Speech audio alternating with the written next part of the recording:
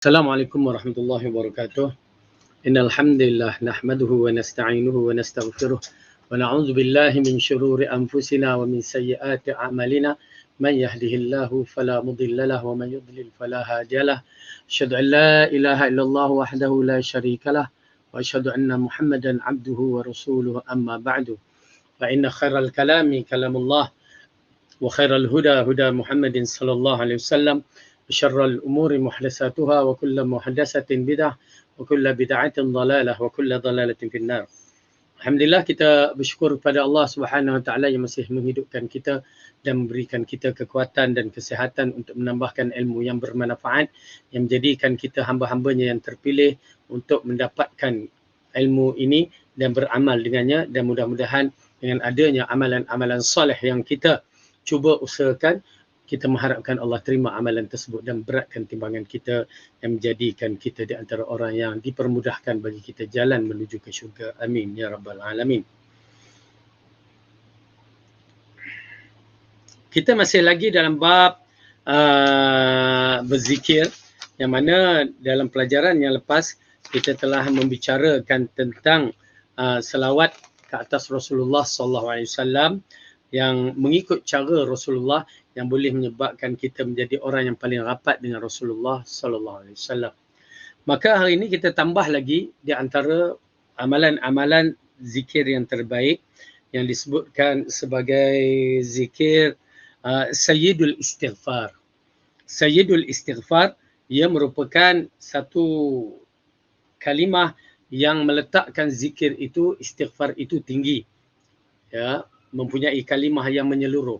Kerana kita mengetahui bahawa al-istighfar ataupun memohon keampunan kepada Allah itu ya diarahkan kepada kita, yang mana Allah mengarahkan kita sentiasa bertaubat kepadanya. Tubu ilallah, ya, tubu ilallah ayyatuhal mu'minun, wahai orang yang beriman, ya, tubu, bertaubatlah kamu kepada Allah Subhanahu Wa Taala.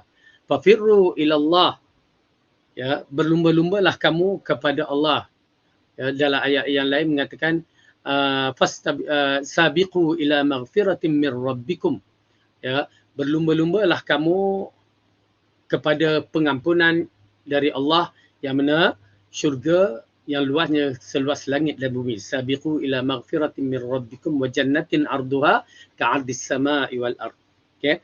Jadi oleh kerana itu kita diarahkan untuk memohon keampunan kepada Allah sentiasa. Kita diminta beristighfar sentiasa. Dalam hadis yang lain dengan maknanya Rasulullah mengatakan, beruntunglah jika seseorang itu bila berada di mahsyar didapati ya pada kitabnya, mushaf suhufnya, ya, dipenuhi dengan istighfar. Jadi oleh kerana itu mengisyaratkan kepada kita betapa pentingnya beristighfar kepada Allah. Bahkan dalam siri istighfar kepada Allah, dia mempunyai kelebihan-kelebihan yang mana kita telah terangkan, ya, tentang kelebihan-kelebihannya, seperti mana yang Nabi Nuh AS mengatakan. Nabi Nuh AS mengatakan kepada kaumnya dalam surah Nuh. Cuba tuan-tuan dan puan-puan, jika ada Al-Quran, bukakan Al-Quran surah Nuh.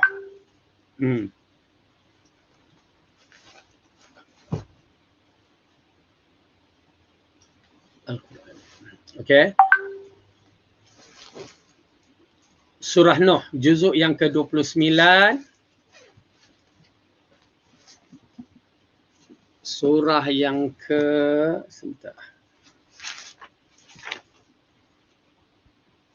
Surah yang ke-71. Ayat yang ke-10. Kita mulakan. A'udzu billahi minasyaitonir rajim. Faqultu astaghfiru rabbakum innahu kana ghaffara yursilis samaa'a 'alaikum midrara wa yumdidukum bi amwalin wa banina wa yaj'al lakum jannatin wa yaj'al lakum anhara. Maka aku katakan kepada mereka, mohonlah keampunan kepada Tuhanmu sesungguhnya dia adalah Tuhan yang Maha Pengampun. Ya, jadi Nuh mengatakan kepada kaumnya, ya, waqultu astaghfiru, istighfar, ya, minta pengampunan kepada Allah, ya, minta pengampunan kepada Allah. Kenapa? Karena Allah itu bersifat Maha Pengampun. Lepas tu, bila kita dah beristighfar, maka apa yang berlaku? Yursilis samaa'a alaikum midrara. Nescaya dia akan mengirimkan hujan kepadamu dengan berpatutan. Yakni hujan yang diturunkan oleh Allah kepada kita merupakan hujan yang lebat. Merupakan hujan yang lebat yang berpatutan, yang bersesuaian, yang mana kita memerlukan hujan itu. Oleh kerana itu, tuan-tuan dan puan-puan, kalau kita beristighfar, hujan yang turun itu hujan yang penuh keberkatan. Tetapi kalau kita orang yang maksiat, yang banyak maksiat, hujan yang turun itu adalah hujan yang berbahaya. Hujan yang akan merosakkan segala-galanya. Okay. Kemudian Allah mengatakan, وَيُمْدِدْكُمْ بِأَمْوَالٍ وَبَنِينَ وَيَجْعَلْ لَكُمْ جَنَّاتٍ وَيَجْعَلْ لَكُمْ أَنْهَارًا. Dan memperbanyakkan harta dan anak-anakmu, dan mengadakan untukmu kebun-kebun, dan mengadakan pada pula ke dalamnya untukmu sungai-sungai. Jadi Allah berkatkan ya pertanian-pertanian apa yang ada pada kawasan kita tu. Oleh kerana itu dia pesan istighfar. Dan apatah lagi jika kita ini memulakan dengan kehidupan kita ialah sayyidul istighfar. Maka sayyidul istighfar ini termasuk dalam zikir-zikir yang dibaca pada awal pagi dan juga di akhir petang. Maka kita lihat apa yang disebutkan dengan sayyidul istighfar. Sebelum itu, sayyidul istighfar itu adalah satu kalimah. Bila disebutkan sayyidul, sayyid ini adalah ketua. Sayyid ketua ataupun penghulu.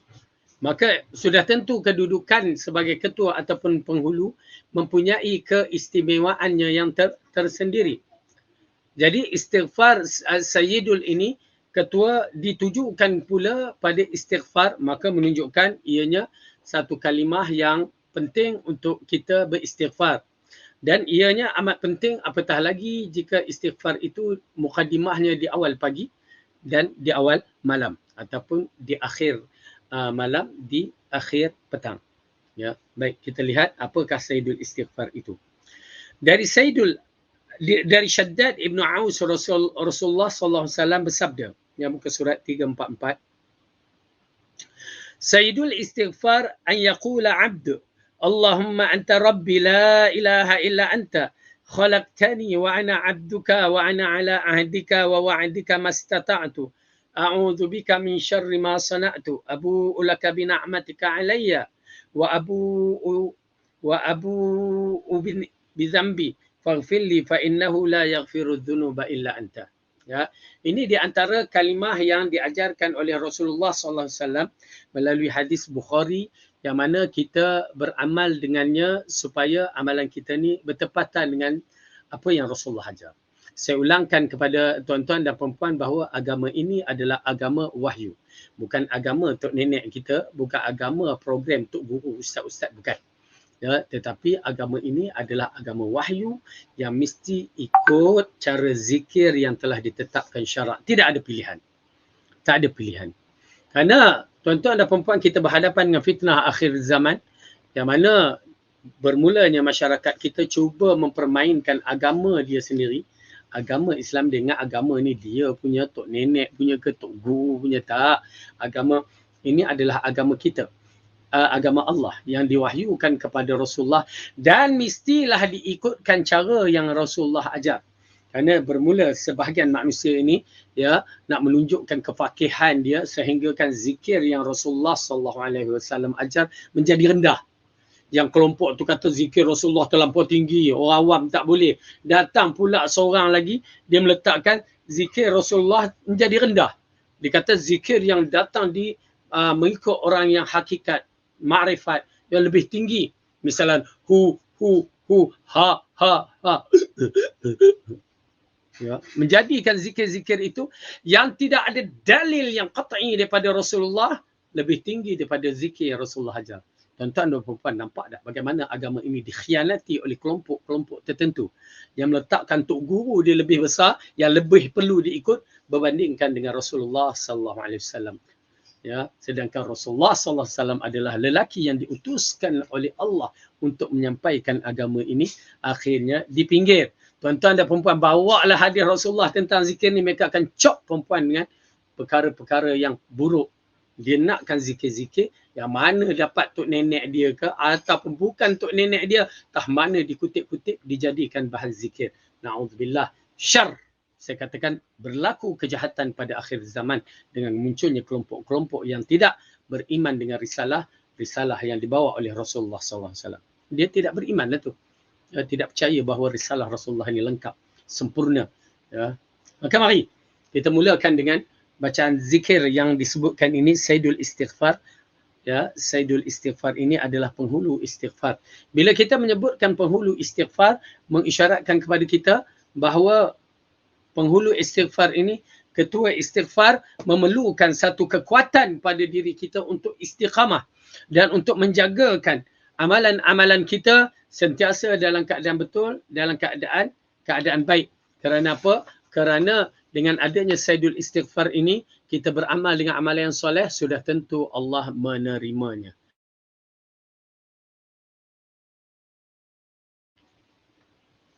Baik.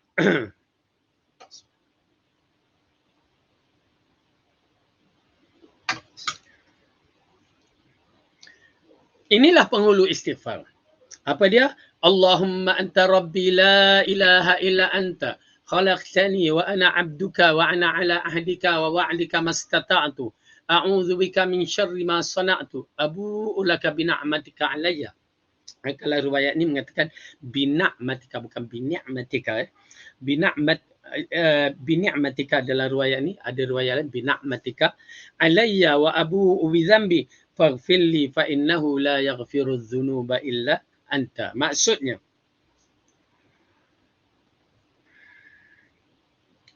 Ya Allah, Engkaulah Tuhanku, tiada yang berhak untuk disembah kecuali Engkau. Engkaulah yang telah menciptakan aku dan aku ini adalah hamba-Mu. Aku berada dalam perjanjian dan ikatan denganmu semampuku. Aku berlindung kepadamu dari kejahatan yang telah aku berbuat. Aku mengakui akan nikmat-Mu atasku dan aku mengaku pula segala dosaku kepadamu. Maka ampunilah aku, kerana tiada dapat yang mengampunkan seluruh dosaku kecuali Engkau. Ya, ini di antara lafaz yang dikatakan lafaz yang menyeluruh yang Rasulullah sebutkan sebagai Sayyidul Istighfar, merupakan satu lafaz yang baik untuk kita sebut kerana menyeluruh konsep istighfar itu. Jadi tuan-tuan dan perempuan, sebaik-baiknya kita hafallah, ya, hafal sedaya upaya, kerana ianya merupakan zikir yang disebut pada waktu pagi dan di waktu petang. Ya, Sayyidul Istighfar. Baik.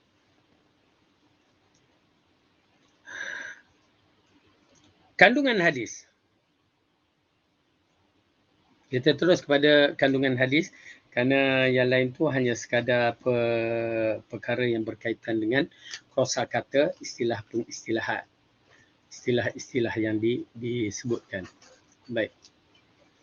Kandungan hadis pertama, Nabi menamakan ungkapan doa yang mulia itu dengan sebutan Sayyidul Istighfar, penghulu istighfar.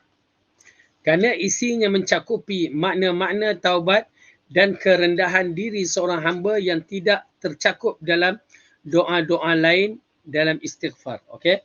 Jadi yang dimaksudkan dengan Sayyidul Istighfar ini, ungkapan doa ini ataupun sebutan ini mencakupi makna-makna taubat, ya, mencakupi makna taubat menyeluruh dan merendahkan kerendahan hati secara menyeluruh. Jadi bila disebutkan kerendahan hati secara menyeluruh, ia merupakan satu perkara yang amat cantik untuk kita fahami bahawa kita meletakkan diri kita sebagai hamba. Ya, merendahkan diri kepada Allah dengan menunjukkan bahawa kita ni hamba dia. Subhanallah. Yang kedua, At-Tayyibi menyatakan Kerana doa ini isinya mencakupi makna-makna taubat, maka dipakailah kata as-sayyid, yakni tuan, sebagai sebutan untuknya, di mana asalnya berarti seorang tokoh yang dijadikan bagi tempat rujukan dan diminta bantuan. Okey. Jadi kerana doa ini mencakupi makna-makna taubat, maka disebabkan kalimah itu menyeluruh, maka diletakkan sebagai ia menjadi sebagai ketua ataupun tempat rujukan. Kalau kita ketua rumah, ketua kampung, dia menjadikan satu tempat rujukan bagi orang-orang ataupun bagi kalimah-kalimah istighfar keseluruhannya. Di subhanallah, kalau menyebutkan kalimah Sayyidul Istighfar ni, ya, ikutkan kaedah lebih besar daripada hanya kalimah istighfar. Astaghfirullah, astaghfirullah. Namun kalimah itu warid dalam hadis dan mempunyai kebaikan juga, tidak dinafikan. Ketiga, Ibnu Abi Jamrah berkata, doa pada hadis ini mengumpulkan makna-makna dengan pengertian yang mendalam dan pilihan kata yang bagus sehingga sangat tepat jika dinamakan Sayyidul Istighfar. Oleh kerana susunan yang disebutkan oleh Rasulullah SAW, kata-katanya mengandungi kelengkapan dari sudut berbagai aspek. Jadi seolah-olah kita bertaubat dari sudut dosa kita ini, berbagai-bagai dosa. Ya, dengan buang masa ataupun terlebih kata ataupun terlebih tersilap pandangan ataupun apa juga dosa-dosa, dia merangkupi semua konteks dosa-dosa yang mana kita memohon kepada Allah secara khusus dalam Sayyidul Istighfar ini. Kadang-kadang kita nak sebut, ya, taubat kita tu satu persatu. Ya, kita salah tu banyak. Jadi kita sebutkan satu kalimah ini, dia merangkumi, ya, merangkumi. Baik. Keempat, hadis ini mencakupi juga beberapa pengakuan, iaitu berbagai pengakuan yang semuanya kembali kepada Allah kerana merupakan haknya, baik berupa pemuliaan ataupun pengagungan. Jika pengakuan lain yang kembali kepada hamba, iaitu merupakan penghinaan diri, merendahkan diri dan khusyuk di depan Allah. Ya, subhanallah. Kalimah yang agung, yang mana kita angkat Allah dengan sifat yang layak baginya dan kita rendahkan diri kita sebagai hamba yang betul-betul mengharapkan keampunan kepadanya. Ya, itu dia kedudukannya. Berarti kita angkat Allah ke puncak ketinggian dan tidak ada ketinggian yang lebih daripada Allah, dan kita merendahkan diri kita ke puncak kerendahan yang bahawa kita adalah hamba hina, hamba yang menyerah diri kepada Allah untuk diampunkan. Ya, bukan untuk diseksa tetapi untuk diampunkan kesalahan kita. Ya. Kelima, di dalam hadis ini juga pengakuan atas hak-hak Allah berkaitan dengan rububiyahnya, bahawa dialah satu-satu zat yang mencipta, memberi rezeki, mengabulkan permintaan, mencegahkan, menggenggamkan, memberi kesempatan, menghidupkan dan mematikan dan mengaturkan. Ya. Maksudnya kita telah meletakkan kalimah Allah itu, ya, anta rabbi, kalimah itu Allahumma anta rabbi. Kalimah ar-Rabb itu satu kalimah yang agung sebenarnya, tuan-tuan dan puan-puan. Kalimah itu adalah kalimah yang agung yang kita sebut mengiktirafkan kerububiyah Tuhan. Bila kita meletakkan kerububiyahan Tuhan, maksudnya Allah lah segala-galanya. Ya, kehidupan kita ni di bawah pentadbiran Allah, di bawah kuasaan Allah. Alam semesta ini di bawah kekuasaan Allah. Alam ciptaan Allah ini semuanya di bawah program yang Allah tetapkan. Oleh kerana itu kedudukan kalimah Rabb itu terlalu besar, yang mana hanya Allah yang layak untuk kita abdikan. Okey. Kemudian dikatakan ini dialah satu-satu zat yang menciptakan, memberi rezeki, mengkabulkan permintaan.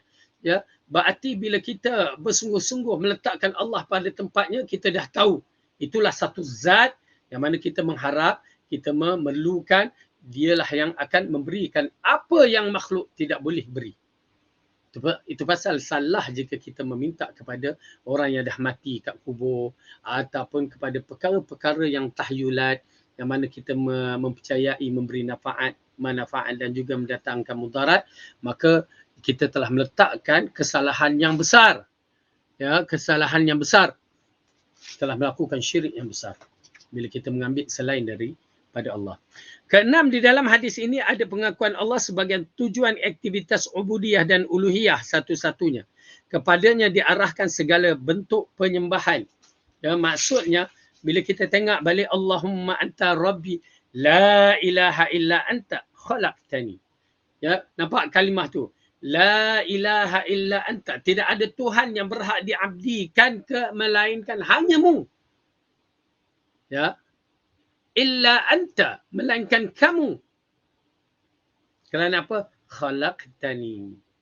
Terus kita cerita kerana apa? Kerana kamu telah menjadikan kami. Kerana sifat rububiyah, sifat layak kamu disembah tu adalah disebabkan kamu menjadikan kami.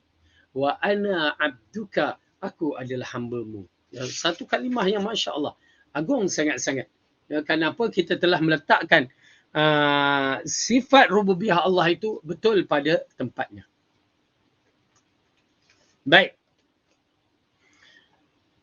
Ketujuh, di dalam hadis ini pengakuan seorang hamba kepada Tuhannya yang dia ibadatinya sebagai sembahan yang harus ditaati dengan ketundukan dan menghinakan diri kerana dialah Tuhan yang Maha Mencipta yang memberi rezeki. Okey. Dalam hadis ini mengisyaratkan kepada kita bagaimana kedudukan penghambaan, pengiktirafan telah berlaku di dalam hadis tersebut. Penghambaan kita kepada Allah, pengiktirafan kita ini hamba yang kerdil dan memang tidak akan mampu. Oleh kerana itu Allah suka. Allah amat suka bila seorang hamba itu mengiktirafkan kedudukannya yang kerdil dan mengiktirafkan Allah itu Maha Agung. Baik. Kedelapan dalam hadis ini, ikrar dari seorang hamba selalu berpegang teguh dengan perjanjian yang telah dijanjikan dengan Tuhan. Firman Allah, dan ingatlah. Okay. Dalam zikir dalam Sayyidul Istighfar ini, mengingatkan kembali bagaimana perjanjian kita dengan Allah. Pengiktirafan kita dengan Allah, perjanjian kita dengan Allah. Sehingga Allah mengingatkan balik kita di dalam ayat surah Al-A'raf.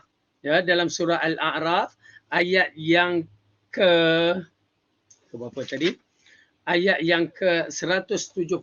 Cuba tengok surah Al-A'raf. Kenapa? Itu adalah perjanjian kita dengan Tuhan kita. Baik. Ayat 172 muka surat 173.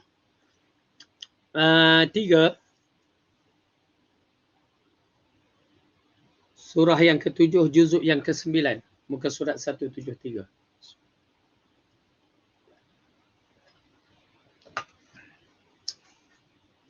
Allah berfirman. A'udzu billahi minasy syaithanir rajim. Wa idh akhadha rabbuka min bani Adama min zuhurihim dhurriyyatahum wa ashhadahum ala anfusihim alastu bi rabbikum qalu bala shahidna an taqulu yawmal qiyamati inna kunna an hadha ghafilin. Dan ingatlah ketika Tuhanmu mengeluarkan keturunan anak-anak Adam dari sulbi mereka dan Allah mengambil kesaksian terhadapnya seraya berfirman, bukankah aku ini Tuhanmu? Mereka menjawab, betul engkau Tuhan kami. Kami menjadi saksi, kami lakukan yang demikian itu agar di hari kiamat kamu tidak mengatakan sesungguhnya anak Adam adalah orang-orang yang lalai terhadap keesaan Tuhan. Ya. Dalam ayat ini mengisyaratkan kepada kita pengistiharan. Ya, kita telah mengistiharkan bahawa Allah itu adalah Tuhan kita. Kita telah mengistiharkan Allah itu adalah Rabb kita. Kita telah mengistiharkan bahawa tiada Tuhan yang berhak disembah. Ya, yang mana Tuhan ini adalah Tuhan yang maha agung dan maha hebat dan kemuncak ke sifat ketuhanan hanya ada dimiliki oleh Allah Subhanahu Wa Taala. Dalam ayat Al-Quran ini ada dua tempat ini dikatakan alam ruh. Ya. Tuan-tuan dan puan-puan, ini yang dikatakan alam roh. Alam roh ini berlaku kita tidak mampu untuk membicaranya. Melainkan ada dalil kita beriman. Pasal tuan-tuan dan perempuan, bila seseorang itu mempertikaikan alam-alam ghaib ini, alam roh termasuk alam ghaib, cuba bertanya itu, bertanya ini, bertanya itu, bertanya ini, kita tidak biasa dengan pertanyaan yang begitu. Cuma kita boleh berdiri yang mana ada dalil sahaja. Kerana alam ghaib, alam yang kita tidak mampu untuk membicaranya. Alam yang tidak nampak di mata. Ya, apatah lagi alam itu jika alam tu jauh, lagi tak nampak di mata, alam yang dekat dalam tubuh badan kita pun tak nampak di mata.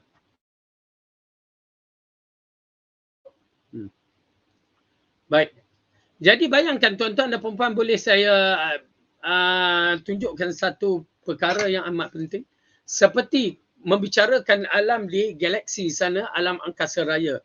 Mampukah kita untuk membicarakan melainkan dengan fakta-fakta? Yang mana fakta-fakta ahli astronomi yang boleh membicarakan. Itu pun mungkin tepat, mungkin tidak tepat. Dan itu pun berubah-ubah apabila mengikut perkembangan semasa. Kalau dulu ada 9 planet-planet yang dikatakan. Tetapi sekarang sudah tidak ada 9, bahkan lebih. Ya. Dan mereka menghantar satelit-satelitnya ke angkasa raya. Dan mereka memberikan fakta-fakta. Kita tak tahu. Di bumi ni kita tak tahu. Memang tak tahu. Kita pun menunggu apa yang mereka nak ceritakan. Ya, termasuk persoalan ghaib.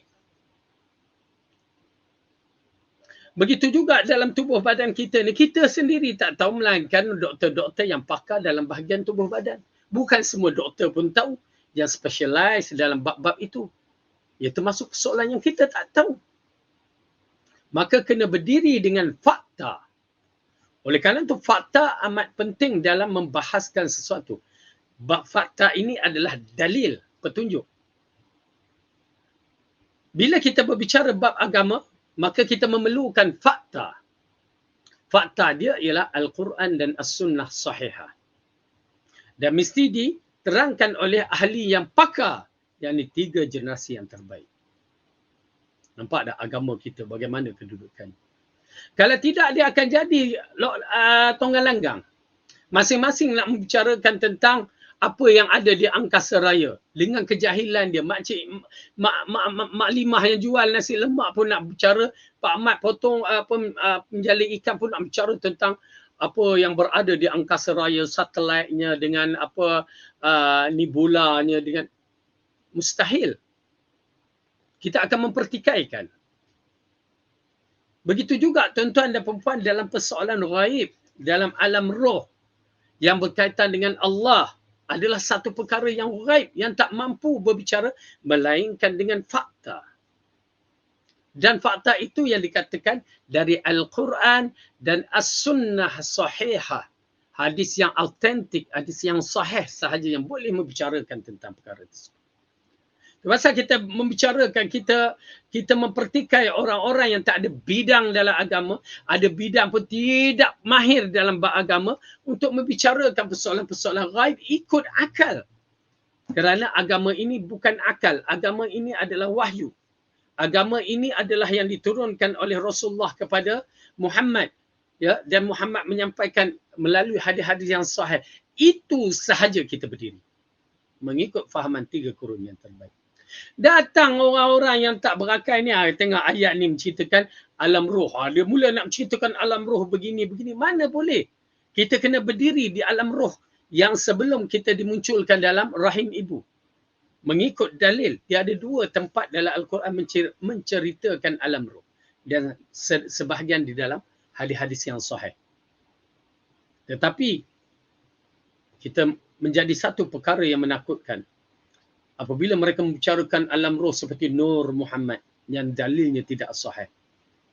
Apabila mereka cuba nak mempertikaikan Ar-Rahmanu ala arsyistawa, yang mana Allah bersemayam di atas aras. Mereka kata sebelum tu Allah duduk di mana? Sebelum aras dicipta Allah duduk mana? Itu bukan urusan kita. Kita beriman apa yang Allah tetapkan.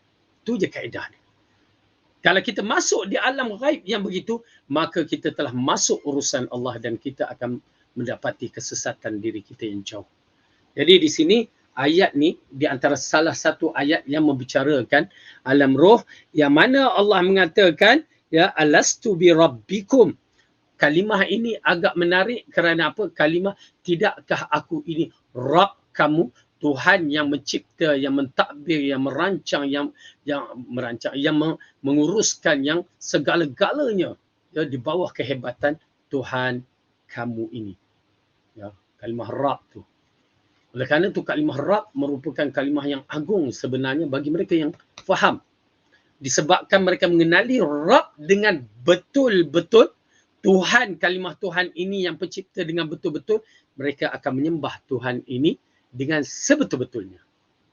Tapi kalau dia tak kenal Allah tu sebetul-betulnya, macam dia kenal apa ke sebut kalimah Allah, macam sebut kalimah air makanan je, maka itu tidak mengenali pencipta mereka dengan betul.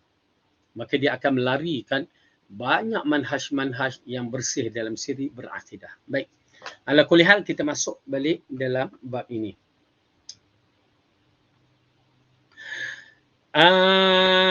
Apabila Allah yang ke-8 dalam hadis ini, ikrar ada dari seorang hamba untuk selalu berpegang teguh dengan perjanjian yang telah dijalinkan dengan Tuhan. Ya. Hamba dengan Tuhan. Satu kalimah yang macam kita ni hamba yang kerdil dengan Tuanku agung yang besar. Maksudnya begitu. Hamba yang kerdil ni maksudnya kita ni tanpa kerdil, yang tak ada apa-apa pekerjaan, hanya duduk begitu. Berbanding dengan Tuhan Raja yang agung. Tetapi ini lebih hebat lagi. Kenapa? Kedudukan Allah yang maha agung. Kesembilan, sabda Nabi, sekemampuanku merupakan komitmen untuk melaksanakan segala perjanjian dengan Allah sebatas kemampuan dan kesanggupan sesuai dengan firman Allah, maka bertakwalah kepada Allah menurut kesanggupan kalian. Yang mana fattaqullaha mastata'tum. Kita diarahkan mengabdikan diri kepada Allah hak mana kita mampu, jangan melampaui batas. Yang ni dikatakan tasyaddud ataupun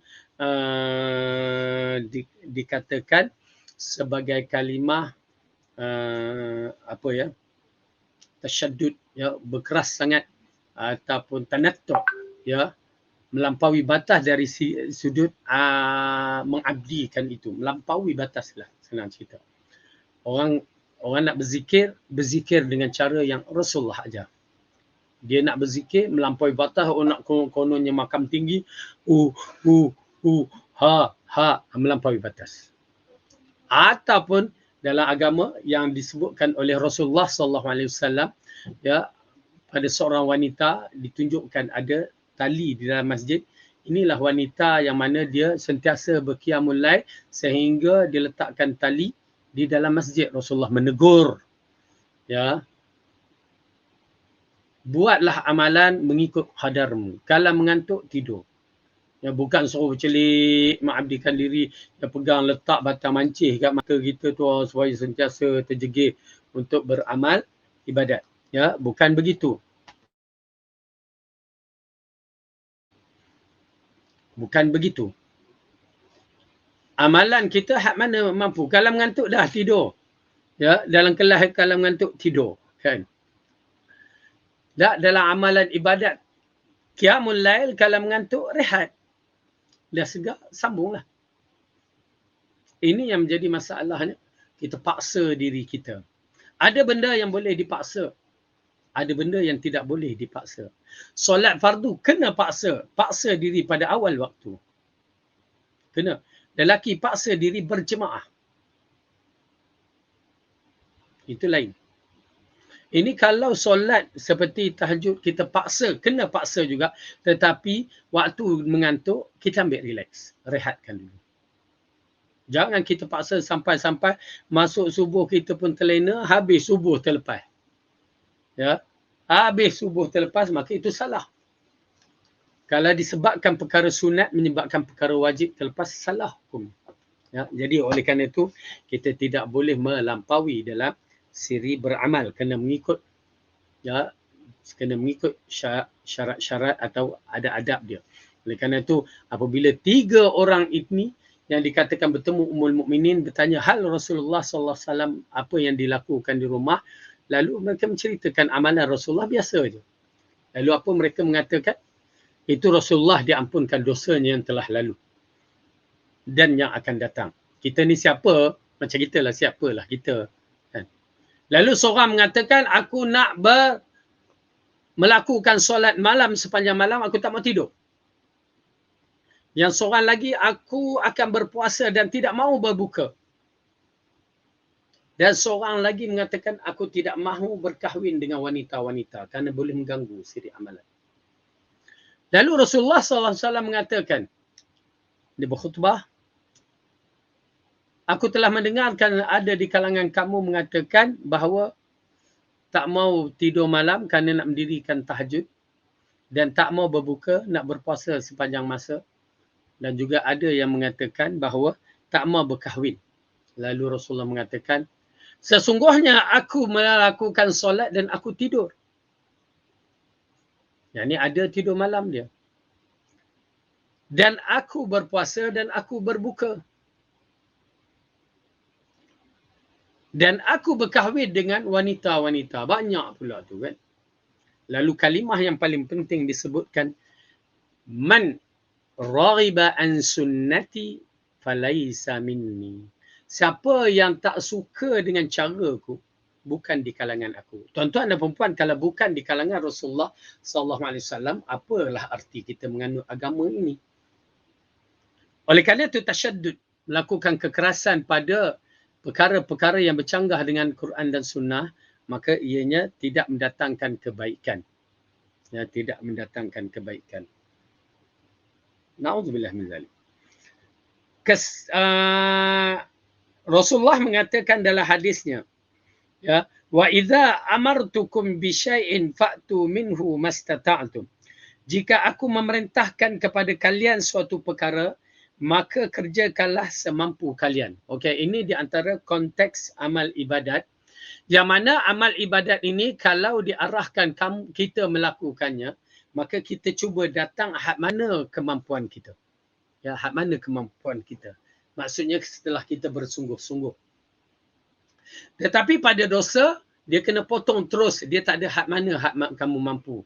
Ya, dia tak ada. Dia mesti potong terus-terus. Kalau kita mencuri, hentikan terus mencuri. Kalau kita berzina, hentikan berzina itu. Kalau kita mengumpat, hentikan. Dia tak boleh, sikit-sikit je tinggal. Hak mana mampu. Allah tak mampu Ustaz nak mengumpat juga. Tak boleh. Ya, tak boleh dalam bab tu. Dia mesti putuskan. Dalam bab dosa, mesti putuskan secara terus. Tetapi dalam bab amal, hak mana kita mampu. Itu pasal kalau tak boleh solat berdiri, solat duduk. Tak boleh solat duduk, solat baring. Begitu kaedahnya. Ya. Kalau tidak boleh berpuasa sepanjang masa, berpuasa hak mana kita mampu. Maksud sepanjang Ramadan, hak mana kita mampu. Mungkin disebabkan sakit apa semua kan yang mengganggu. Kalau tak boleh puasa, maka bayar dia puasa tu kan. Begitu kedudukan seterusnya. Wa idza amartukum bi syai'in fa'tu minhu mastata'tum. Jika aku memerintahkan kepada kalian satu perkara, maka kerjakanlah had mana semampu kalian. Allah tidak membebani seseorang hamba kecuali sebatas kesanggupannya.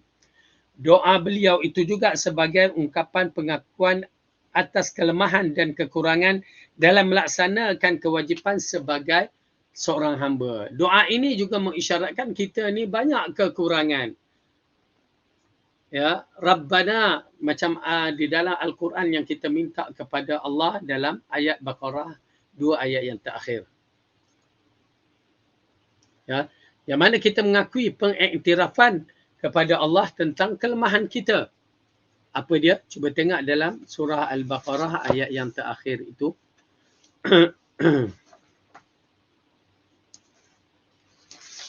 Muka surat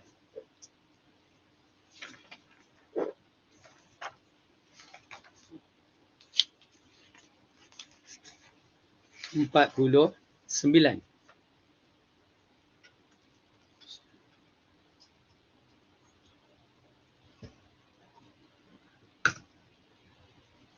Baik.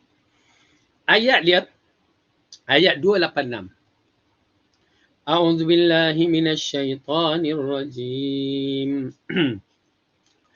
لا يكلف الله نفسا إلا وسعها لها ما كسبت وعليها ما اكتسبت ربنا لا تؤاخذنا إن نسينا أو أخطأنا ربنا ولا تحمل علينا إسرا كما حملته على الذين من قبلنا ربنا ولا تحملنا ما لا طاقة لنا به واعف عنا واغفر لنا وارحمنا أنت مولانا فانصرنا على القوم الكافرين. Allah tidak membeban seseorang pun melainkan sesuai dengan kesanggupannya. Tuan-tuan dan puan-puan, satu kalimah yang cukup cantik.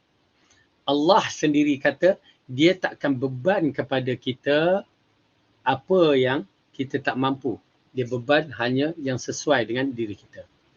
Berarti kalau kita ada masalah sehari dua ni, kita kena tahu masalah itu bersesuaian dengan kemampuan kita. Kerana Allah nak angkatkan darajat kita sikit demi sikit.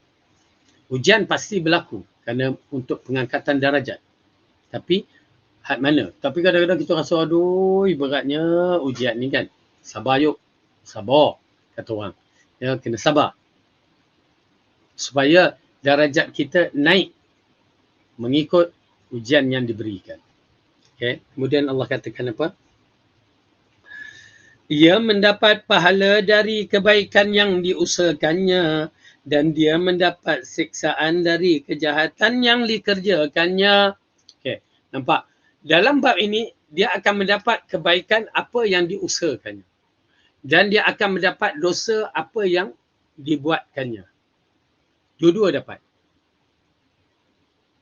Ya, baik. Allah katakan lagi, mereka berdoa, ya Tuhan kami, janganlah engkau hukum kami jika kami lupa atau kami tersalah. Doa ini membezakan, ya, benda yang kita tersilap itu merupakan satu bahan yang sengaja ataupun perbuatan yang tidak sengaja. Yang disebutkan, jangan kau ambil kesilapan kami jika terlupa dan tersalah. Oleh kerana itu, orang yang terlupa dan tersalah mesti bertindak memperbetulkan diri bila dia ketahui benda itu salah. Ya. Jangan dia sombong dengan diri dia, dia tengok dia nak pertahankan juga diri dia walaupun dia dah rasa salah, dia rasa malu-malu Allah, maka itu tak boleh. Ya. Kerana kita minta kepada Allah supaya diampunkan apa yang kita tersilap dan tersalah. Okey, kemudian Allah katakan apa? Ya Tuhan kami, janganlah engkau bebankan kepada kami beban yang berat sebagaimana engkau bebankan kepada orang yang sebelum kami. Ya. Kita minta supaya Allah tidak bebankan kita seperti mana umat sebelum kita. Penting tu. Oleh kerana tu Rasulullah SAW menceritakan ini dua ayat yang diambil suatu dalam peristiwa Isra' Mi'raj. Ya, khazanah yang dikatakan dua ayat ini merupakan khazanah syurga yang diambil dalam waktu Isra' Mi'raj. Dan bila Rasulullah SAW turun ke langit yang ke-6 bertemu dengan Nabi Musa, maka Nabi Musa mengatakan, ya Muhammad, umat kamu tak mampu untuk melakukan 50 waktu solat itu. Pergi minta kurang dengan Tuhan kamu. Irja'. Pergi minta. Kita lihat Rasulullah pergi naik balik. Minta kurang. Disebabkan ni. Ya. Jangan kita taklifkan satu perkara yang mana kita tak mampu. Setara solat 5 waktu pun dah tak mampu. Berapa ramai orang tak mampu. Ini kan pula solat 50 waktu. Ya. Betul nasihat Nabi Musa dan betul tindakan Rasulullah SAW. Kemudian, ya Tuhan kami, janganlah engkau pikulkan kepada kami apa yang tak sanggup kami memikulkannya. Jadi ujian-ujian yang berat, yang mana kita tak sanggup mampu, kita minta Allah jauhkan. Jauhkan daripada terjebak dalam ujian-ujian yang berat ini. Rabbana, dan rahmatilah kami, Beri maafkanlah kami, ampunilah kami dan rahmatilah kami. Engkau penolong kami, maka tolonglah kami terhadap orang yang kafir.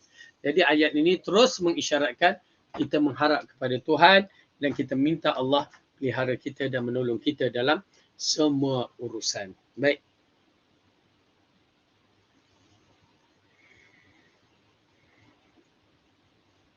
Kemudian ke-10, sabda Nabi, aku berlindung kepadamu dari keburukan yang terlanjur aku lakukan. Tentangnya Ibnu Qayyim Al-Jauziyah berkata, maksud aku berlindung adalah aku bersandar dan meminta jaminan keamananmu. Kerana orang yang berlindung itu maksudnya bersembunyi di balik sesuatu yang dilindunginya. Ia bersandar dan mencari keamanan padanya.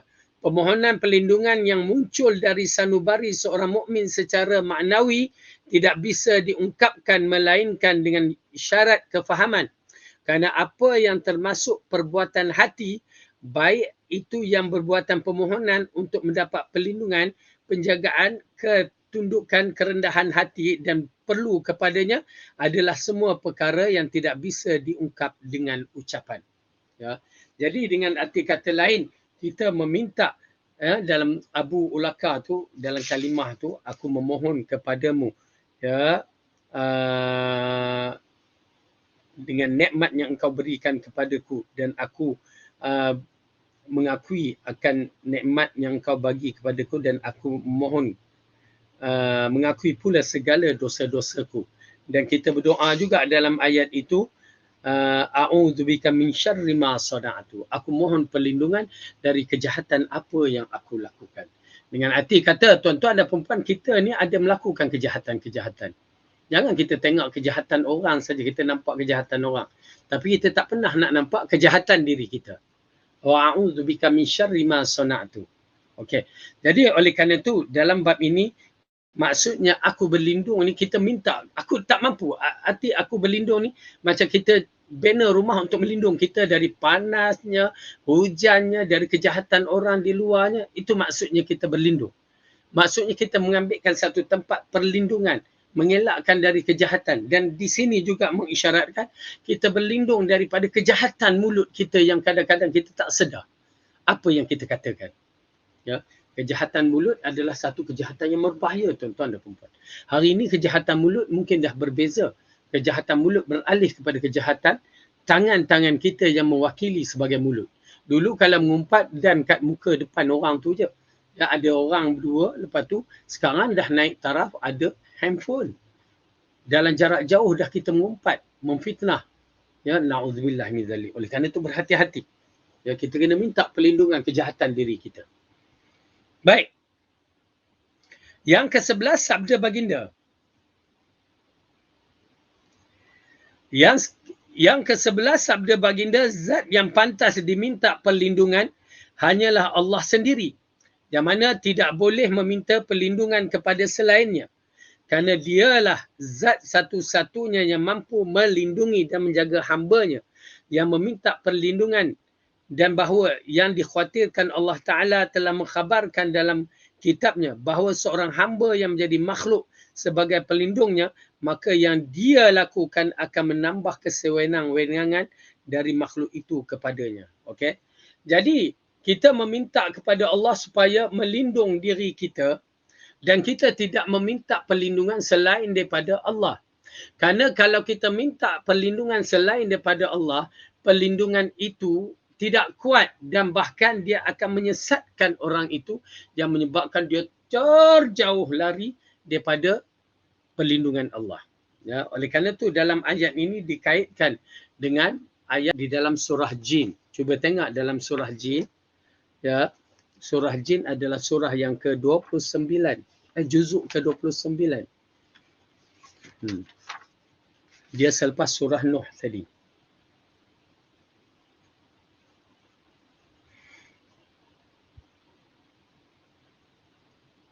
Muka surat 572.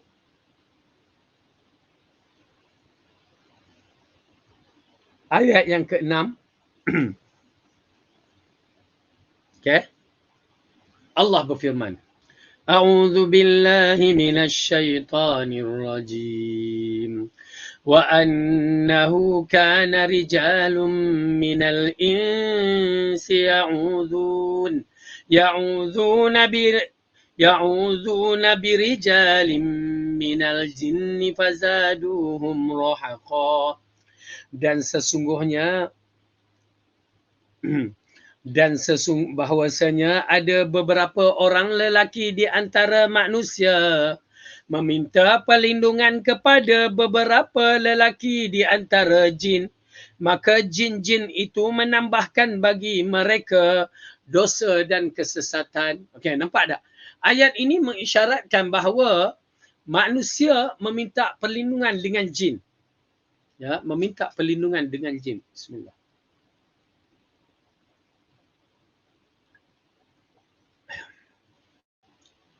Jadi bila dia meminta perlindungan dengan jin, dengan arti kata lain, jin itu bawa ke mana? Kesesatan. Misalan yang berlaku di kalangan kita, bila masyarakat kita bila nak masuk ke dalam satu hutan misalan, mereka akan minta perlindungan dengan jin. Assalamualaikum, Tok Nenek, anak cucu nak tumpang lalu. Yang ni minta perlindungan dengan jin. Wahai Tok Nenek, anak cucu nak tumpang lalu. Bila masa kaitan kita dengan jin tu anak cucu dia? Kerana takut bila masuk dalam tu akan dikacau. Kawasan hutan kan? Maka dia membuat perkara-perkara yang na'udzubillah. Syirik. Kerana minta takut pada jin. Datang jin pun, ya, orang mengacau, disangkakan jin, mula dia tawakal cara yang tak betul. Puh kiri, puh kanan, berkat doa. Ya, Nabi Sulaiman misalan. Ya, tak boleh, syirik. Simpang malaikat 44, syirik. Kita memohon kepada selain daripada Allah, dia boleh mendatangkan kerosakan akidah. Oleh kerana itu, bila kita takut kepada hantu misalan, lagi dahsyat benda yang tak ada, kita takut syirik clear. Tuan-tuan dan puan-puan, Rasulullah SAW dah ajar bila kita nak masuk ke satu kawasan yang baru atau kita singgah satu tempat, maka baca je doa a'udzu bikalimatillahi tammatin min syarri ma khalaq. Baca 3 kali. Dalam zikir pagi petang 3 kali. Tetapi maksudnya baca kalimah doa itu, insya-Allah Allah Rasulullah kata dia akan terpelihara. Ini bila kita tak faham, bukan kita musafir je singgah satu tempat. Kita duduk dalam rumah pun jadi penakut. Duduk dalam rumah rasa, tiba-tiba tegak bulu rumah kita. Pasal minda kita ni yang menyebabkan kita terfikir sesuatu yang tidak ada tapi ada dalam rumah.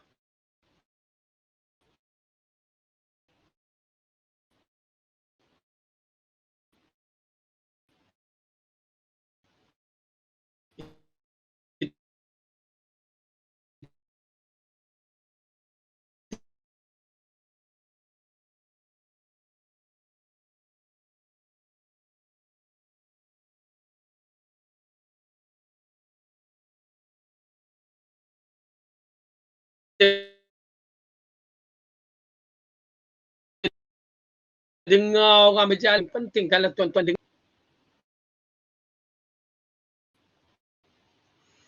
Tetapi masalah yang sebenar berlaku itu adalah disebabkan hati kita ni penakut.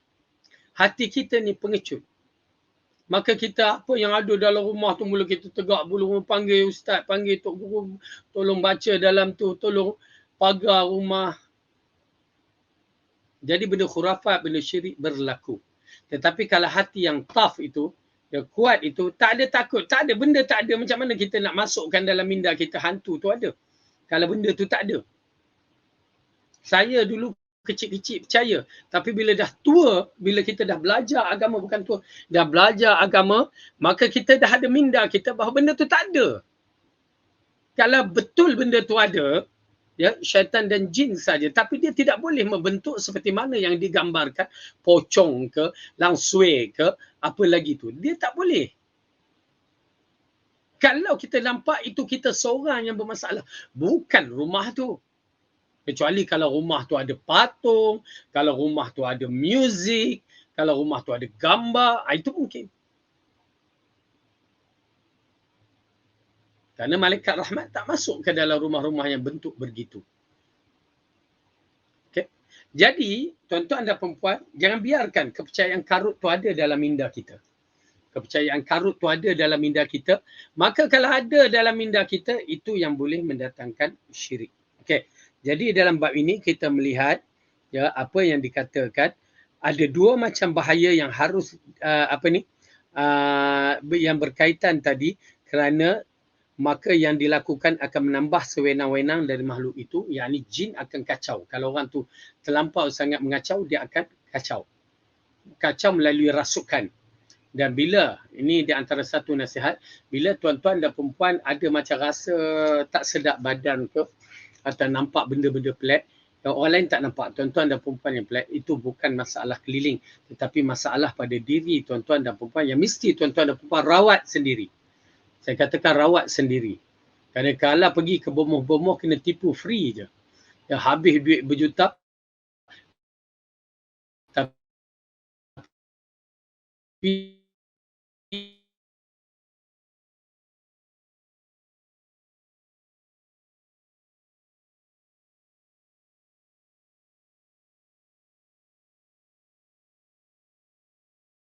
kena tipu. Bagaimana rawat sendiri? Beramal dengan sunnah. Okay. Maka dengan itu insya-Allah kita akan sihat. Ya, satu nasihat kepada tuan-tuan dan puan-puan, elakkan mempergunakan bomoh aja. Ya, naudzubillah, mereka kadang-kadang bawa kepada perkara-perkara yang syirik. Okey, kemudian sedangkan perkara ke-12, ada dua macam bahaya yang harus dimintai perlindungan darinya. Kejahatan yang dilakukan oleh orang lain dan kejahatan peribadi yang mendatangkan azab.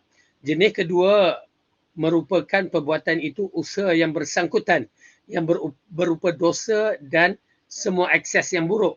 Kesejahteraan jenis ini dampak negatif terhadap pelakunya lebih besar dibandingkan dengan jenis yang pertama. Ya, jadi oleh kerana itu apa-apa pun kita minta perlindungan dari kejahatan diri kita dan kejahatan orang yang berkait. Sedangkan perkara yang diminta perlindungan darinya dalam hadis adalah dosa-dosa dan perbuatan peribadi. Hendaklah dia mohon perlindungan kepada Allah dirinya. Kerana kejahatan jenis itu berlakunya bisa mendapat hukuman had di dunia dan azab olehnya. Kecuali jika Allah berkenan melindunginya, memberi pengampunan dan merahmatinya, sebab terkuat untuk menangkal kejahatan jenis ini tersebut adalah taubat nasuha. Lain tak clear, tuan-tuan? Okey. Jadi dalam bab ini kita menyaksikan bahawa Rasulullah SAW mengisytiharkan kita kena bertaubat daripada kesilapan-kesilapan yang kita lakukan. Yang paling penting itulah yang menyebabkan taubat kita diampunkan oleh Allah Subhanahu Wa Taala. Bila taubat kita betul, ucapan kita betul, dia menjadi mudah. Dan yang ke-11 sabda Nabi, aku mengetahui akan nikmatmu kepadaku merupakan pengakuan akan segala nikmat Allah terhadap para hamba-Nya. Dialah satu-satu zat yang mengucurkan nikmat dan memberikan segala kurnia, sehingga satu-satu pihak yang berhak untuk dipuji dan disyukuri adalah Dia. Ya, yakni dalam pengisytiharan taubat kita itu, kita memuji Allah Subhanahu Wa Taala dengan nikmat yang dibagikan kepada kita.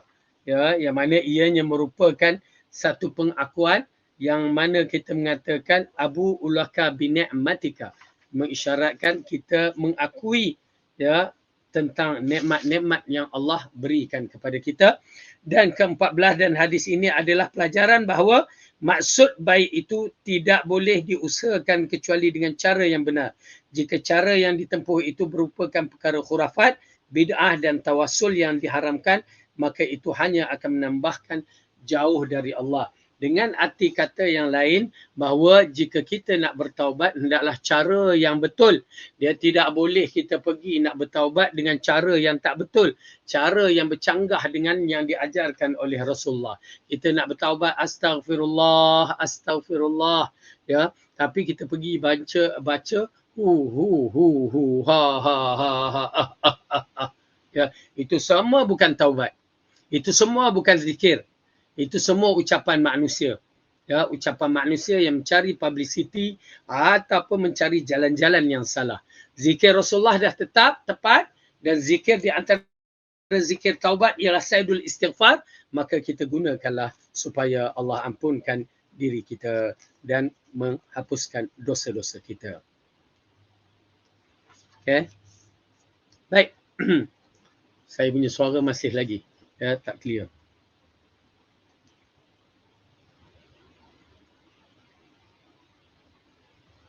Doa keselamatan dan ditutupkan aib.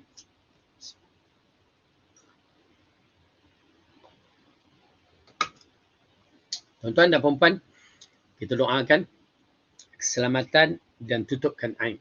Ya, ini di antara doa yang penting. Keselamatan diri, keselamatan keluarga kita, keselamatan ya, orang yang dekat dengan kita, keselamatan syarikat kita, perlu kita berdoa untuk menjaganya. Bahkan kita dituntut untuk mendoakan sentiasa doa-doa tersebut. Tuan-tuan dan puan-puan, namanya manusia, kita tak stabil kedudukan kita. Kita tak selamat kedudukan kita. Ya. Macam saya sendiri, ya, Allah uji dengan beberapa perkara. Ya, pada hari ini sekolah saya, kita kena keluar. Bukan keluar sebab apa? Sebab tuan tanah nak balik tanahnya. Tuan tanah dah berubah orang, dia nak balik tanahnya. Maka kita kena keluar lah. Ya, tak guna untuk berdebat atau bahas, maka kita keluar. Kita teruskan perjuangan melalui tempat-tempat yang lain, insya-Allah. Dan insya-Allah saya rasa minggu depan kita tak ada kelas disebabkan saya akan pergi ke Mekah dan menunaikan umrah. Ya, pukul 10 macam ni dah ada di airport. Doakan dan mudah-mudahan selamat pergi dan balik. Ya, dan diterima sebagai umrah mabrur. Okey, baik. Jadi doa keselamatan diri dan ditutup aib. Jadi kita dituntut untuk mendoakan keselamatan dan ditutup aib. Hadis yang ke-11 dari Ibnu Umar radhiyallahu anhu, dia berkata, "Lam yakun Rasulullah sallallahu alaihi wasallam yad'u haula'il kalimat hina yumsi wa hina yusbih. Allahumma inni as'aluka al-'afiyata fid dini wad dunyaya wa ahli wa mali. Allahumma astur 'aurati wa amin raw'ati. Allahumma ihfazni min bayni yadayya wa min khalfi wa 'an yamini wa 'an shimali wa min fawqi. Wa a'udzu bi'azamatika an ughtala min tahti." Ya, masya-Allah, ini doanya agung yang menjadikan doa ataupun zikir pagi dan petang kita. Tuan-tuan dan puan-puan, beramal dengan zikir pagi dan petang. Jangan biarkan kita tidak beramal langsung pada zikir pagi dan petang. Okay, jom kita lihat doa ini dan kita telitikan balik tentang kedudukan zikir ini. Secara kasar, hadis yang diriwayatkan oleh An-Nasa'i, Ibnu Majah dan juga disahihkan oleh Al-Hakim, hadis ini bertaraf sahih. Ya, boleh diamalkan. Kandungan hadis. Pertama kita baca, ya, tuan-tuan dan puan-puan tengok doa ni. Allahumma inni as'aluka al-afiyah fid dini wa dunyaya wa ahli wa mali. Allahumma astur aurati wa amin raw'ati. Wa amin raw'ati wahfazni min bayni yadayya wa min khalfi wa an yamini wa an shimali wa min fawqi wa a'udzu bi'azamatika an ughtala min tahti. Ini doa dia lengkap, ya. Minta lindung depan, belakang, kiri, kanan, atas, bawah. Ya, begitu sekali. Ya, kita minta pertolongan kepada Allah untuk menjaga diri kita. Baik. Kandungan hadis pertama, doa istimewa ini tidak pernah ditinggalkan oleh Nabi baik pagi maupun petang hari. Ini untuk membentengkan diri beliau dari segala yang berbahaya dan hal-hal lain yang dibenci, sehingga sudah seharusnya bagi setiap Muslim untuk selalu melantunkan dan tidak meninggalkannya. Inilah upaya sebagai mengikuti baginda demi menjaga diri dari segala kejahatan dan sebab-sebabnya. Ya, jadi kita berdoa untuk mendapat perlindungan diri dari segala bahaya dan kejahatan. Tuan-tuan dan puan-puan, ya, bila kita meminta kepada Allah perlindungan dengan sebenar-benarnya dari bahaya dan kejahatan, dan insya-Allah Allah akan melindung. Bagaimana Allah melindungkan Nabi dia? Ya, Allah akan melindungkan hamba dia. Yang kita lihat Rasulullah SAW membaca doa dan zikir ini, dia mendapat perlindungan. Maka kita cuba beramal supaya kita mendapat perlindungan, kerana kita tak tahu apa yang bakal menimpa ke atas diri kita. Baik.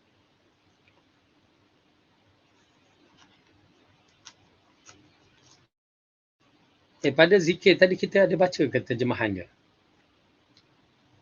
Kita baca terjemahan dia.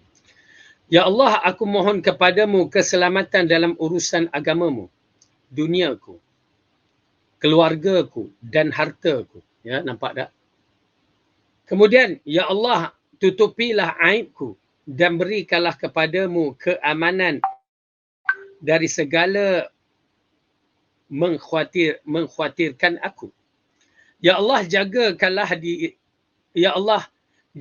diriku dari arah depan, dari arah belakang, dari arah kananku dan arah kiriku, serta dari arah atasku. Aku berlindung dengan keagungan-Mu dari dibenamkan dari arah bawah. Nampak tak doa? Ya, bila kita baca terjemahan dia, dia mengandungi satu perkara yang besar. Ya, satu perkara yang besar, kita memohon perlindungan Allah dari segala-galanya. Sampai keluarga kita, sampai diri kita, sampai siapa. Dan kita minta perlindungan Allah dari atas, bawah, kiri, kanan, depan, belakang. Dahsyat. Tuan-tuan dan perempuan, memang doa ini ataupun zikir ini di antara zikir yang dahsyat, yang kita betul-betul mengharapkan Allah melindungkan kita dari segala sudut. Baik, kemudian. Kedua di dalam doa ini ada hasungan agar meminta keselamatan kepada Allah dalam urusan agama. Ya, kita minta Allah pelihara kita dalam urusan agama. Kerana fitnah akhir zaman ini yang kita bicarakan. Ya, fitnah akhir zaman, semua orang nak bercakap, semua orang nak membicarakan, sedangkan persoalan-persoalan itu memerlukan dalil. Ya, mereka tak boleh ketengahkan dalil, melainkan dhaif ataupun ikut akal. Tuan-tuan dan perempuan, alaikum bisunnati wa sunnatil khulafa' ar-rasyidin al-mahdiyyin. Hendaklah kamu berada di atas jalanku dan jalan para sahabat khulafa' ar-rasyidin. Ingat, kita kena berpegang walaupun susah bagaimana. Kita berpegang di akhir zaman ini, kena pegang Quran dan sunnah. Apa jadi, jadilah. Jangan biarkan kita terpesong daripada Al-Quran dan As-Sunnah ini, kerana selepas ini kita akan berhadapan dengan hari yang menggerunkan, hari di alam barzah dan hari akhirat yang sudah pasti kita tidak dapat mempertahankannya lagi, melainkan kita ambil ataupun kita menerima apa yang kita amalkan. Ya Allah, ya tuan-tuan dan perempuan, memang menggerunkanlah. Saya pun bila tengok sehari duanya, kita pula diuji dengan terpaksa keluar daripada sekolah kita. Ya. Maka kita melihat dalam keadaan masyarakat ini berhadapan dengan fitnah akhir zaman yang kalau kita tak jaga, kita akan terikut. Oleh kerana itu dalam siri usrah saya mengingatkan ya, pada para jemaah supaya memahami. Jangan bila tengok serban ni ke, jubah ni ke, janggut ni ke, dah, oh dia tu okey dah betul. Jangan. Ataupun tengok orang pakai kopiah tu ke, pangkat PhD, Doktorah Maulana, kita ikut. Jangan.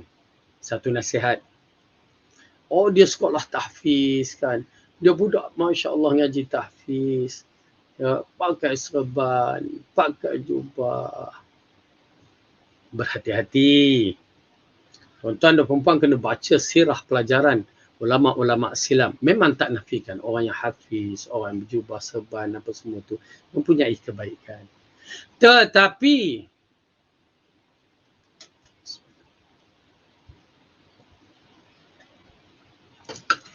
bila seseorang itu tidak memahami akidah ahli sunnah wal jamaah, seperti mana Mu'tazilah, seperti mana grup-grup yang atas namanya Islam pada satu ketika dahulu yang Rasulullah pecahkan kepada 72 golongan.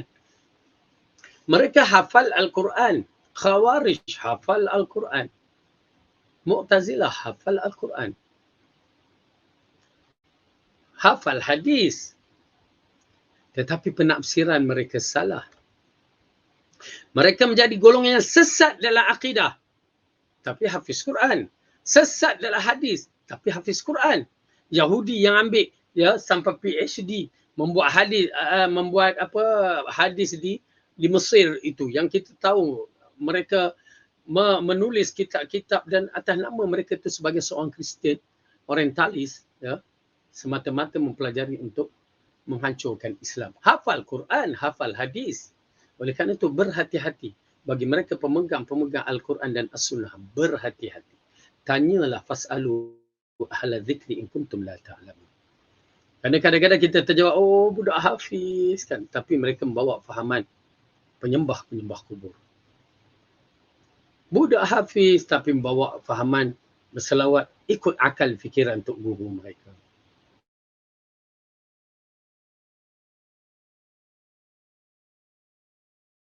Itu dah confirm gila, tapi mereka puja dia, mengingatkan seperti wali.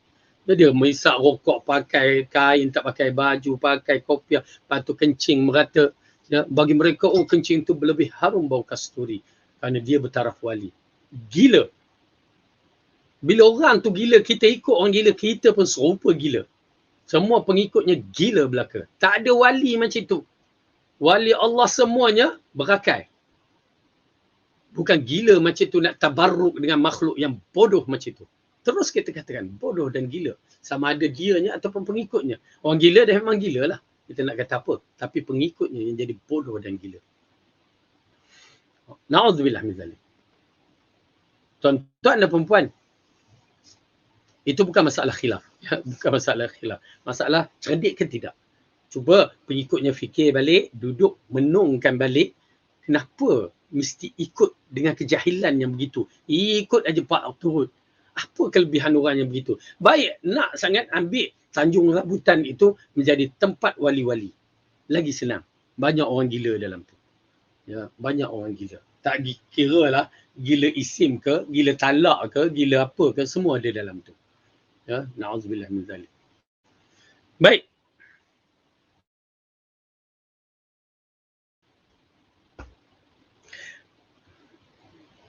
Ketiga, setelah memohon keselamatan dari semua hal tadi, hendaknya memohon lagi agar dia berkenan menutupi aib walaupun celah, memberi taufik sehingga mampu bertaubat nasuha dan dosa-dosa yang terlanjur dilakukan, serta keselamatan dari keburukannya di dunia dan di akhirat, terselip pula permintaan kelapangan rezeki dalam menempuh kehidupan. Ya.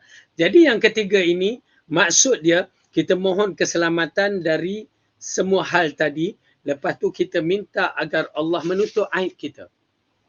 Tuan-tuan dan perempuan, kita minta Allah menutup aib kita. Kita tak tahu aib kita bagaimana pada sisi Ar-Rahman. Oleh kerana itu, tuan-tuan dan perempuan berhati-hati. Jangan dengan selfie. Kita ni kita suka sangat. Aib. Apabila kita tangkap gambar di zaman na'udzubillah min zalik, zaman kita tak faham. Lepas tu kita sebarkan. Masuk dalam Facebook. Bukan semua benda-benda yang boleh dimasukkan dalam Facebook. Tuan-tuan dan perempuan, ia merupakan satu keaiban bagi kita kalau kita tunjulkan perkara yang tidak seharusnya kita tunjuk. Kita tunjuk kita zaman-zaman dahulu dengan tak pakai tudung, baju kebayanya, nampak habis segala aurat kita. Kita tunjuk. Tutup. Bertaubat kepada Allah. Dan kita pula untuk mendapatkan pengampunan yang begitu hebat, taubat kita yang begitu hebat, apabila kita menutup aib, Allah menutup aib kita. Kita tak buka aib kita di depan orang, berarti Allah telah menutup aib kita di depan orang. Kita buka aib kita, Allah membuka aib kita juga. Dan kalau kita nak selamatkan di akhirat kelak supaya aib kita tidak dibuka, maka tutup aib orang lain. Kita tahu orang tu, walau kita macam mana tak suka pun, jangan buka aib dia, kecuali kalau keadaan terdesak. Kecuali kalau keadaan terdesak, maka boleh kita buka aib. Itu pun bersyarat, jangan melampaui batas. Misalan dalam kes mahkamah, betul-betul kita bercerita tentang apa yang dilakukan salah. Itu lain. Ataupun datang orang masuk meminang kan. Dia minta tanya apa macam mana orang sebelah tu, ya. Cakap apa yang kita tahu. Jangan kita tambah, oh dia tu lah. Masak selalu bau hangit dekat sini. Oh itu dia, ya. Oh itu dia, lepas tu dia buat mainnya, asyiknya. Kita menceritakan benda-benda yang melampaui batas. Cukup sedikit. Ya, menceritakan bagi saya mungkin benda ni begini-begini. Ala kadar. Itu mungkin. Tapi kita nak sedapkan cerita, kita goreng lagi. Dia buka aib dia yang tak perlu dibuka. Buka lagi aib dia. Dia dah bertaubat pun kita buka aib dia. Itu berdosa. Itu dah bukan dibenarkan lagi. Bahkan dia membuka ataupun mengumpat dengan cara yang tidak betul. Okay.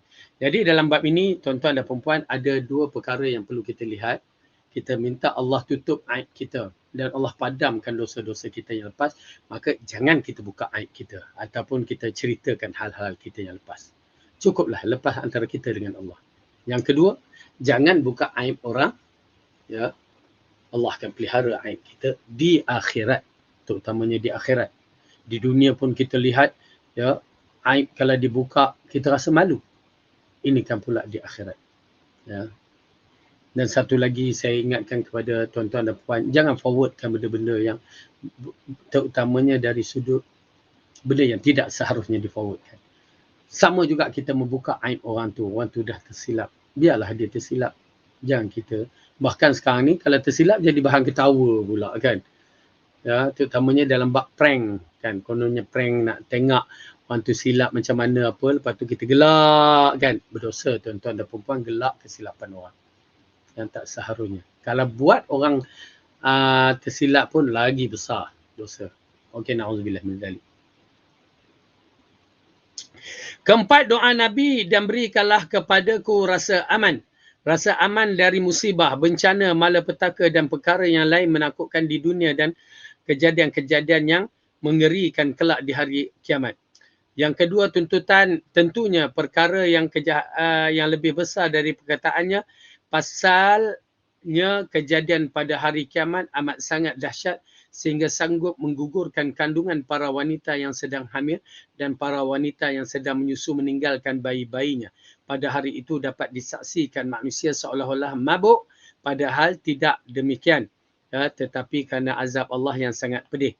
Kelima, memohon kepada perlindungan Allah yang sempurna penjagaan menyeluruh dan semua arah sehingga tidak ada sesuatu pun keburukan musibah menimpanya sehingga Allah membentengi darinya dari arah depan, belakang, kanan dan kiri dan atas.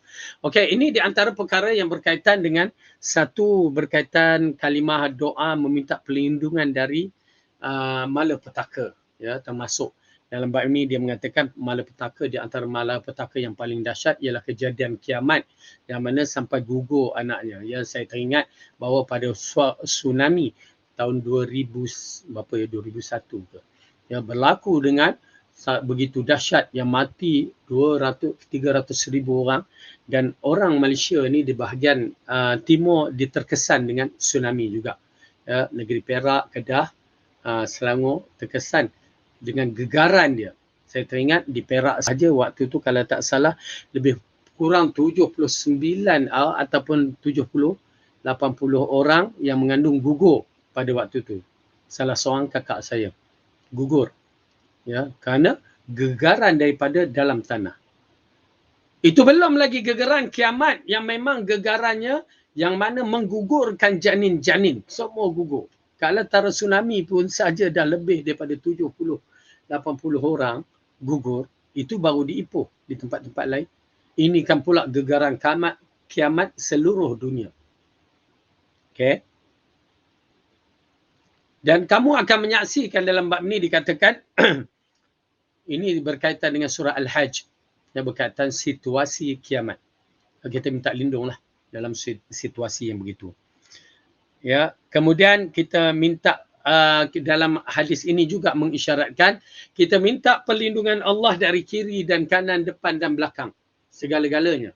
Ya, memang kita minta perlindungan dalam suasana yang menggerunkan ini. Ya, kehidupan dunia kita tak tahu. Kalau kita tengok dalam YouTube tu berbagai-bagai peristiwa berlaku kiri kanan, baru keluar kedai, datang motor, datang kereta, pum langgar, mati. Ya, keluar begitu pum mati. Ya, kiri kanan depan belakang datang batu pokok tumbang mati dari atas. Ya, dari bawah jalan-jalan terjatuh dalam lubang mati. Ya, macam budak Maghribi yang dikatakan termasuk dalam lubang berapa hari untuk dikeluarkan. Satu nyawa berapa hari untuk dikeluarkan, keluar mati. Ya, jadi itu dia. Kita tak tahu depan belakang kiri kanan ya. Apatah lagi dalam suasana hujan, jereluhnya tanah menjadi tidak kuat pegangan dia disebabkan orang manusia mengganggu sistem Bukit Bakau ni, tenggelam sana, tenggelam sini, segala-galanya. Jadi oleh kerana itu kita minta kepada Allah supaya agar tidak terjebak dalam perkara-perkara yang berikut. Maka dalam bab ini kita kena faham elok-elok, kita kena minta perlindungan Allah supaya sentiasa terselamat dari perkara-perkara yang tidak aman. Maka keenam, setelah itu meminta perlindungan kepada Allah agar tidak disergap dari arah bawah tanpa disedari sebagaimana dibenamkan kaum Qarun ke perut bumi, ditenggelamkan Fir'aun di lautan dalam dan peristiwa lain baik yang besar maupun yang kecil. Yang mana dalam hadis ini, dalam kisah ini bercerita tentang apa yang akan berlaku bagi kita di satu hari nanti. Terutamanya apabila dunia menjelang kiamat, kita akan menyaksikan bahawa akan berlaku rekahan bumi yang begitu banyak yang akan menenggelamkan kelompok-kelompok tertentu, yang akan menukarkan wajah-wajah manusia yang menjadi beruk dan babi yang disebutkan dalam hadis. Ya, oleh kerana itu peristiwa akhir zaman misalan akan berlaku di Madinah, ya, akan bergegar sebanyak 3 kali. Sebanyak 3 kali. Bila bergegar 3 kali, si kafir, orang-orang kafir dan orang munafik keluar. Bergegar kali kedua, habis orang munafik keluar. Ya, bergegar kali ketiga, orang yang bermasalah dalam hati pun keluar. Maka tinggallah Madinah orang yang terbaik. Tuan-tuan dan perempuan, wallahu alam, saya sendiri mengharapkan saya berada di Madinah pada peristiwa orang-orang beriman ada di dalam Madinah, orang yang terbaik itu. Ya. Oleh kerana itu, walaupun usia dah lanjut macam ni, saya masih lagi berdoa kepada Allah agar saya bersama mereka. Okay, insyaAllah 25 hari bulan ni saya akan pergi ke umrah, buat umrah lagi, dan mungkin dengan izin Allah Ta'ala saya akan buat haji juga pada musim haji nanti, katanya akan dibuka, dan doakanlah, ya, doakan kita semua yang berdapat menjadi orang-orang yang terbaik di sisi Allah Subhanahu Wa Ta'ala. Jadi insyaAllah, ya, saya rasa cukup sampai di sini kerana keadaan suara pun agak tak stabil. Maka mengharapkan doa-doa kepada tuan-tuan dan perempuan untuk kita terus beristiqamah pada agama ini dan kita menjadikan diri kita sebagai hamba-hamba yang sentiasa taat kepada Allah, dan semoga Allah memberkati kehidupan kita dan menyelamatkan kehidupan kita dunia dan akhirat. InsyaAllah, ya, cuba hafalkan doa-doa tersebut, ya, supaya kita dapat jadikan ia sebagai zikir pagi dan petang kita. Wallahu a'lam bisawab. Yang baik itu datang daripada Allah, salah silap dari saya sendiri. Aqulu qawli hadza wa astaghfirullahu li wa lakum. Wassalamualaikum warahmatullahi wabarakatuh. Subhanakallahumma wa bihamdika asyhadu an la ilaha illa anta astaghfiruka wa atubu ilaik.